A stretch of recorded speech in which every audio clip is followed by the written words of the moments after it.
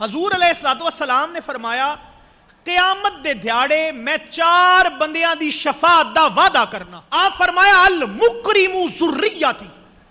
آپ فرمایا سب تو پہلے میں ان دے نال وعدہ کرنا شفاعت دا جیڑا میری اولاد دا احترام کرے گا.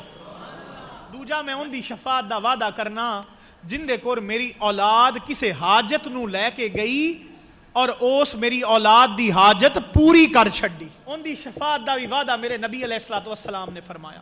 تیسرا ویکھو حضور علیہ الصلوۃ والسلام نے فرمایا میں ان دی شفاعت دا بھی وعدہ کرنا جن دے کول میری اولاد کسے حاجت نو لے کے گئی کسے کم کار واسطے گئی او ان دی حاجت پوری نہیں کر سکیا ان دا کام وہ کر سکیا نہیں پر نیت ان دی درست آئی اس اپنی نیت وکھائی کوشش کیتی اس کام کرن دی لیکن کر نہیں سکیا. میرے نبی نے فرمایا میں ان دی نیت تک آنگا ان دی نیت درست ہوئی تو میں ان دی بھی شفاعت دا وعدہ کرنا.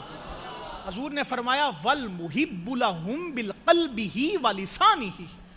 حضور فرمایا میں ان دے نال بھی شفاعت دا وعدہ کرنا جیڑا اپنی زبان نال بھی میری اولاد نال محبت کرے اپنے دل نال بھی میری اولاد نال محبت کرے.